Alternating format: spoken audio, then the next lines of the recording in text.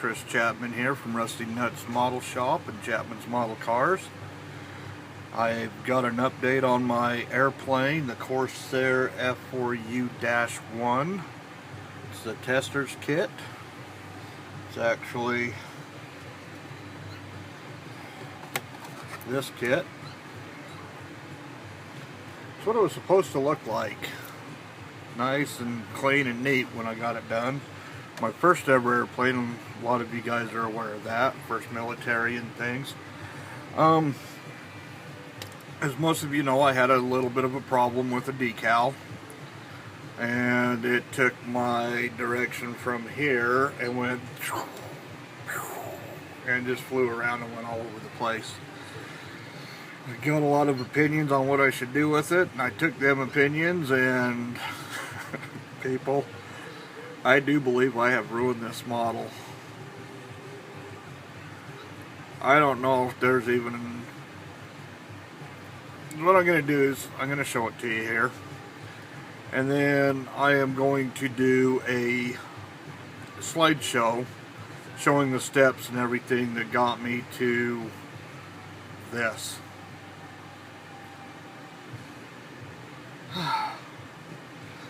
For my first military, they always say your first build is always a bad one. Well, here it is, people. It had a bad day. Like I said, I've got some slideshows and things, but kind of buggered it up. This has been sitting in some field somewhere for 20 years, just slowly deteriorating.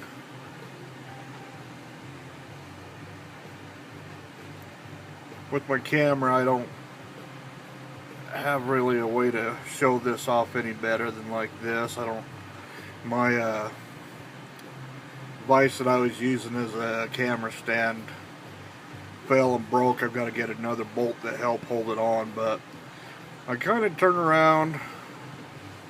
Obviously you're not going to get a lot of water up underneath there and stuff, so just kind of muck that up.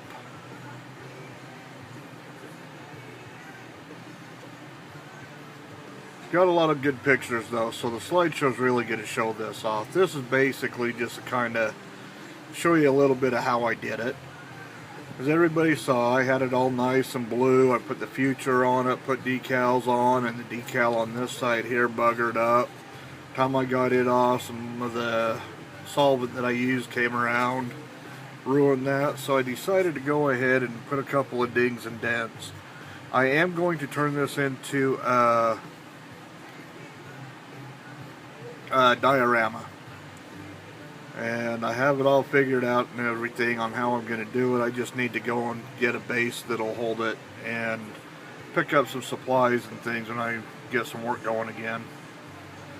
So this is all acrylic paints, the blue, everything. I fogged some gray over some areas so that I kind of blend it. Went with the light gray and the dark gray. Fogged that on, then just kind of sponged and dry brushed some acrylic browns and reds and yellows and oranges to get the rust effect, and kind of came out looking pretty good. For my first airplane, it's not what I wanted. It's not the nice, neat, clean build, and I guess that's why we call this the Rusty Nuts Model Shop. I'm nuts with rust. There you go. So I'm going to go ahead and cut this short. Let you guys kind of take a gander at it, and I will go ahead and put the slideshow up. There's quite a few pictures in it and everything, and you can skip forward or whatever, or watch it and things, but the pictures will do it a lot more justice than anything I could do now. Like I said, I am going to be doing this and putting it into a diorama, get it all finished up, and then hopefully I'll be able to have something for my vise to fix that so that I can actually get it on a turntable, let it spin around in the diorama settings. So we'll do a final update on this when that happens, but for now, that's where I'm at. I'm done with this plane, nothing else to do to it until I get her under the diorama.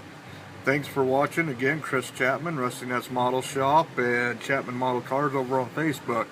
For those of you that are interested, I will have pictures of the complete build on my photo section over at Chapman Model Cars on Facebook. So just look it up if you're not subscribed to me already. And go into my photos and you can find the pictures of the complete build from the beginning to where it's at right now. And I will have a lot more pictures in there than what I'm going to have on the slideshow. So thanks for watching, and I will get this uploaded while I get the slideshow done. Thanks. Bye.